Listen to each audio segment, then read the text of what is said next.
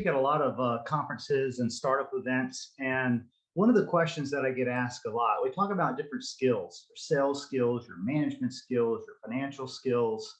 But one of the best questions I think I ever get asked is, how do I know that I'm an entrepreneur? Or how do I know that I'd be happy being an entrepreneur? I wrote a book a few years ago called The Startup Hacks. And in it, each chapter talks about a different hat or skill that an entrepreneur needs to have. But the biggest criticism that I got of my book was they were like, why does this author spend the entire first chapter trying to talk people out of being an entrepreneur? And I don't think that that's probably a valid criticism, but I think that it's important to, just because you have the skills to do something doesn't mean you have the personality, or that's going to be the thing that makes you happy. So the first question is, how do you know if you're really cut out to be an entrepreneur, if that's the right career choice for you? It's exciting it's certainly an adventure to think about running your own ship, starting your own company, and being the leader of your own clan, and your creativity running wild.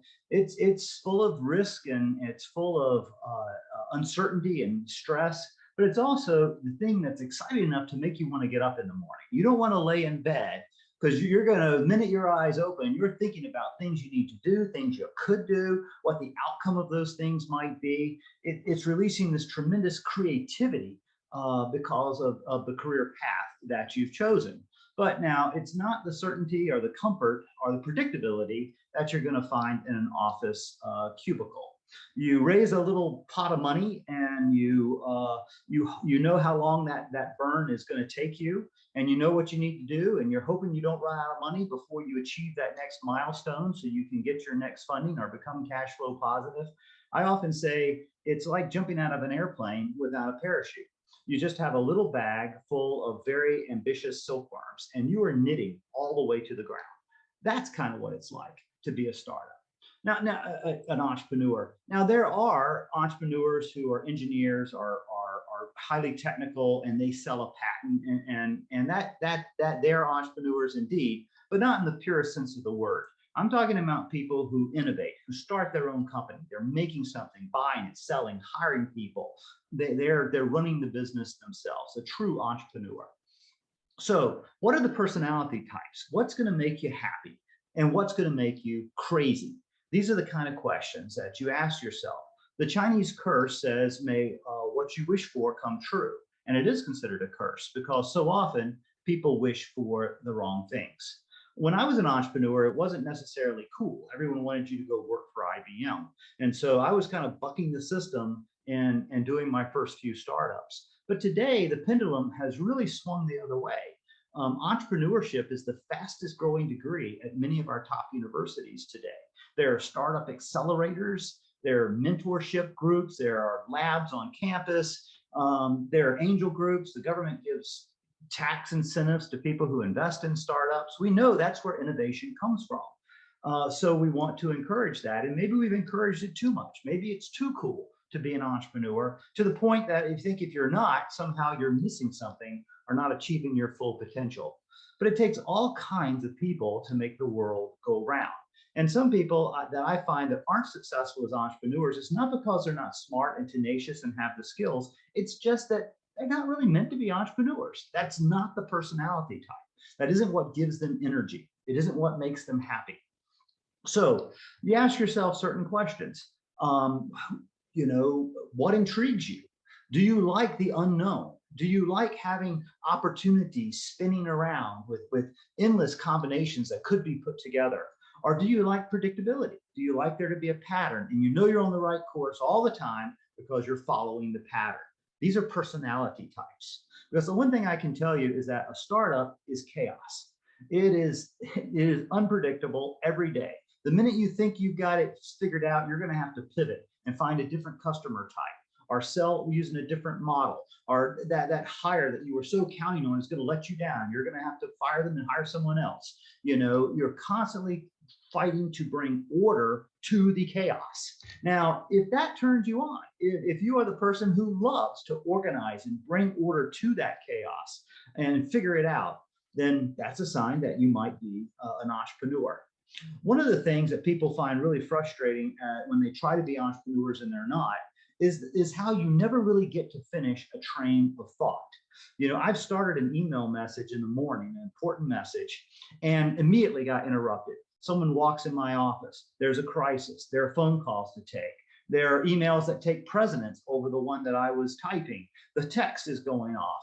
And there's calendar meetings. And I've noticed myself late in the day trying to go home, and I'm still trying to finish that email that I started when I first walked in the door that morning. In other words, a lot of times in a startup, you're not going to get to the bottom of your inbox. If you're the kind of person who has to see the empty inbox before you can feel accomplished and go home and relax, being an entrepreneur is going to make you crazy because your inbox is always full. The root word of business is busy. There's always more you could and should be doing. And so you've got to learn to kind of compartmentalize your thinking.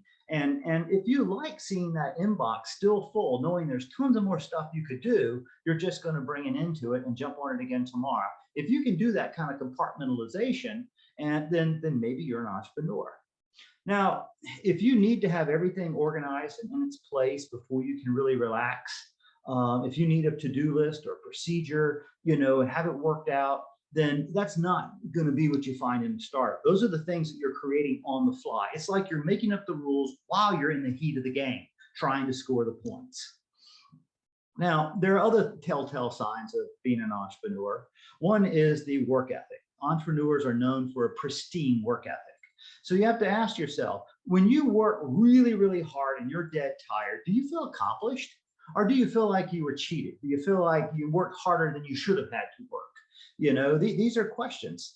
Would you rather work hard, or if you got a day where it was easy and you didn't have to do a lot, maybe even a little bit bored, then do you go home and feel good about that day?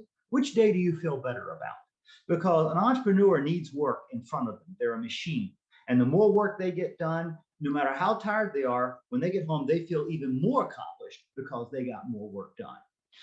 They say the definition of an entrepreneur is someone that is so crazy they'll work 75 hours a week for themselves so they don't have to work 40 for anybody else. But when the line between your work and your leisure begins to blur because you're enjoying your work that much, that's when you might be an entrepreneur. But you're creating a culture. That work ethic creates the culture. People watch you. They see how you're working. They see how you're using time management. And then that becomes the norm in your organization. And everyone begins working that hard because that's the culture that you're creating. And that's the kind of energy. No bird ever flew flapping its wings one perfect time. It's a flurry of activity. And you need a culture that's built off your work ethic. And if that's who you are and that's the culture that you think you can foster, then you might be an entrepreneur. I remember one of my hires one time, well, I did not hire. He said, well, can I work from home? And I said, absolutely. Nights and weekends are available. But one of the things that you'll love about being an entrepreneur, if you are an entrepreneur, is the creativity that it endows. Big companies have lots of procedures. You're going to get, unless you're a senior executive, you're going to start off in a pigeonhole. You just do accounts receivable, or you just program this chip, or so it's a very clear path and you're working on that same thing and it's predictable, which some people take great comfort in. There are well-established policies, procedures, permissions, all necessary, chain of command. You got to have all that. But in a large company, all of that tends to stifle creativity. You need to stay between your lines. That's how you're a good soldier, a good employee, you get promoted. And in fact, taking risk is often frowned upon or even punished, getting outside those lines in larger companies. This is why big companies often have to buy startups, because they lose the ability to innovate and because they've killed the creativity of the people who work there. Not all, but this is often a problem as companies get larger. So finally, with few exceptions, great entrepreneurs are good salespeople. They tend to be very articulate. One of the things we say in my venture capital firm is if the entrepreneur talks for 2 or 3 minutes and you still don't know what they do or why you should care, they're not someone we're going to invest in. They need to be articulate. They need to be able to talk in terms of value props. Our product does X, and the reason that's important to you is because this, and this. You have this problem, we can solve that problem. but they're able to put themselves in your shoes, the listeners, the audience's position, and walk you, from logically from step A to B. And I've had people tell me before, well, I'm a founder, but I'm an entrepreneur, but I'm not a salesperson. And I go, well, you're probably not an entrepreneur then, or at least you're not going to be happy this morning. Because the one thing I can tell you for certain is if you're an entrepreneur, you are always selling. You're going to be convincing people to give you money and why they should do that, and why it's a good investment. You're going to be convincing people to be on your board. You're going to be convincing people to come work for your risky little startup instead of taking that cozy job with 401k and benefits. You're going to be, anytime there's a big customer or a big account in jeopardy, you're going to get sucked in, and you're going to need to put your sales hat on, get out there and communicate and understand and the other person's position and bring them around. It's not the person who invents the better mousetrap that succeeds. It's the person who convinces everyone that they've made a better mousetrap that exceeds. And those are not always the same. So there's no getting around it. If you're going to be a startup, you need to be comfortable. If you're going to be a startup entrepreneur, you got to be comfortable communicating and talking to people and actually enjoy the thrill of that hunt. And that means you can handle all kinds of rejection. It just rolls off of you like water on a duck's back because you're being true to the process. You don't win every battle, but you know the process and you're going to stick to that process every day. And it's just a numbers game.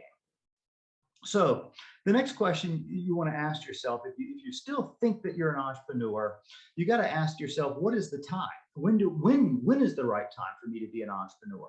A lot of our startup entrepreneurs are right out of school. And we call it the no spouse, no mortgage model.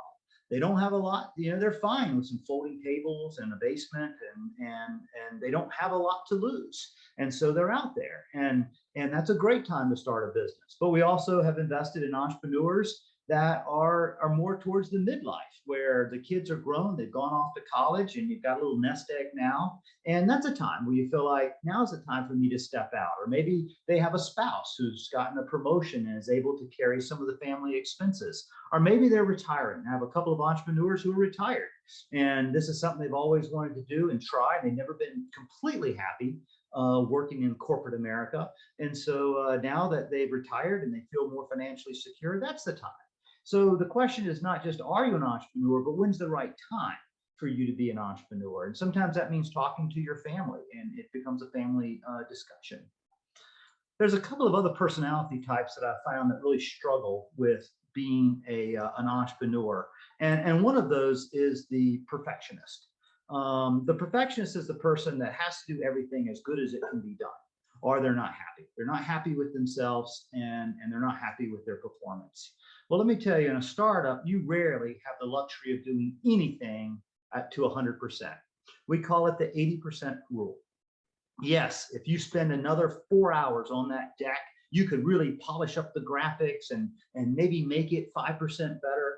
But the opportunity cost, see, entrepreneurs think in terms of opportunity cost. What am I not getting done by getting the last 5% polishing on that deck? It's good enough.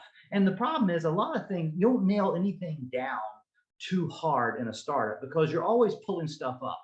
You leave the nail heads sticking up because you think this is the model. You think this is the audience you want to sell to, but some more data comes in and you go, oh, we need to pivot. We need to sell to these people, not those people.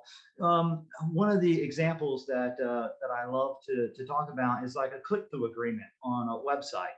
I've seen entrepreneurs spend days going back and forth with their attorneys and getting these click-through user agreements just right. You know what? What I tell them to do is find a good template, copy it, change the name of the company, and put it on your website. It's okay. If you don't hit your numbers, you're going to be out of business anyway. It'd be a wonderful problem to have when you've proven that there's a market that people will buy and you can retain those customers. Then it'll be a wonderful problem to have to go back and spend some time on that click-through agreement. But that's not the thing that's going to make or break your business. Having a good enough click-through agreement is a reasonable risk to take when you're an entrepreneur, and time is so precious. Every minute is precious. Entrepreneurs think about the minutes of their day like managing a portfolio. Every one of them is precious. And if I choose to say, if I say yes to this, I got to say no to that.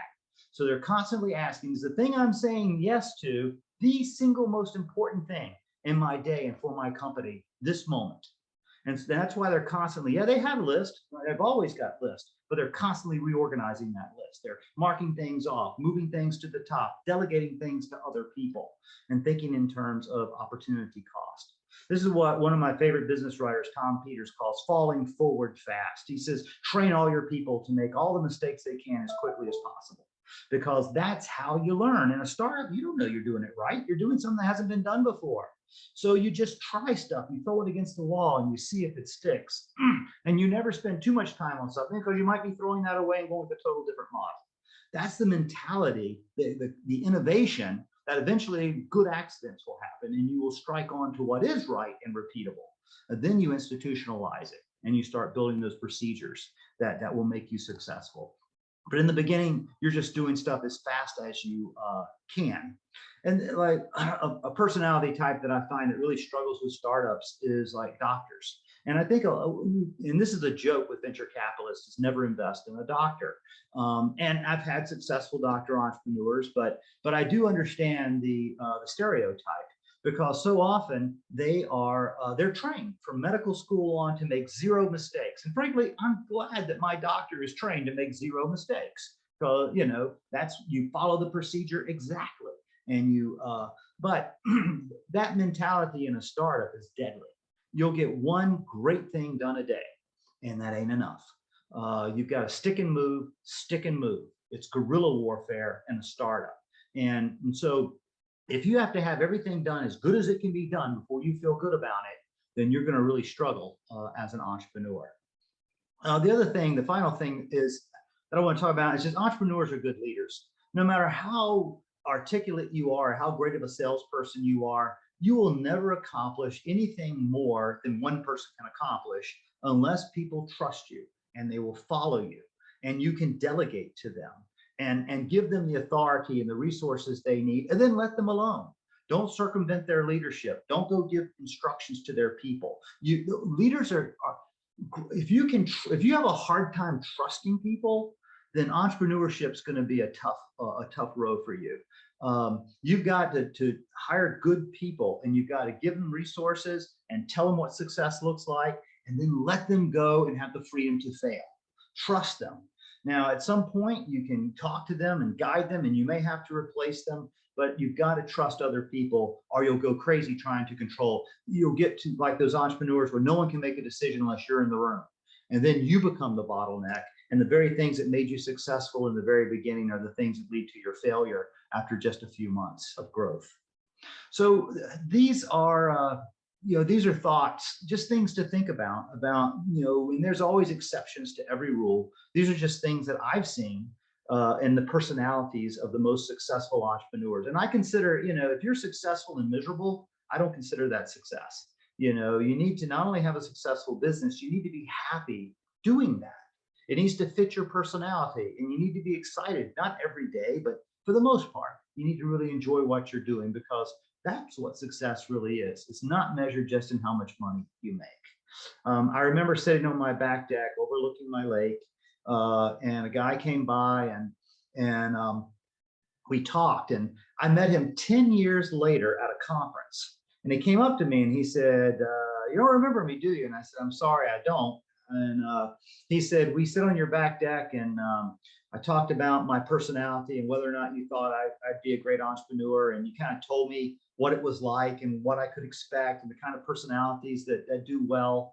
And basically, I decided that I'm not an entrepreneur. And I said, oh, I'm sorry about that. He said, not at all. He said, best advice I ever got in my life. I'm very happy as a corporate executive. And he said, it's exactly what I needed to hear at that time.